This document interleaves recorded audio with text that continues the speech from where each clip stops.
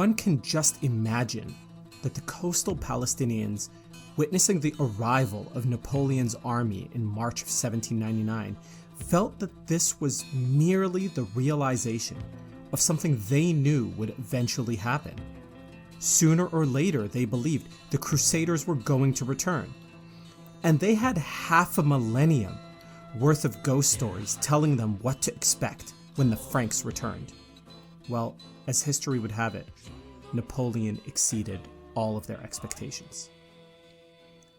Napoleon Bonaparte's arrival at the shores of Jaffa in March of 1799 marks the beginning of Palestine's direct experience with colonialism.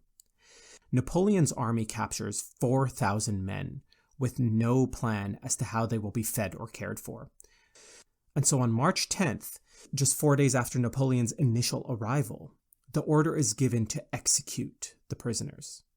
At the shores of Jaffa, 4,000 men are shot and bayoneted to death in a systematic mass killing that represented the first major cultural exchange between the people of Palestine and the West in something like 400 or 500 years.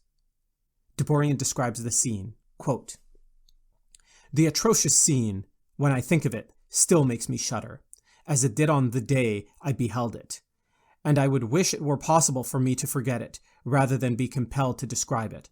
All the horrors imagination can conceive, relative to that day of blood, would fall short of the reality."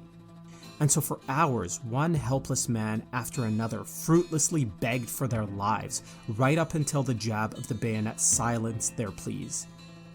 Residents of Jaffa must have heard the moans and cries of these men for hours.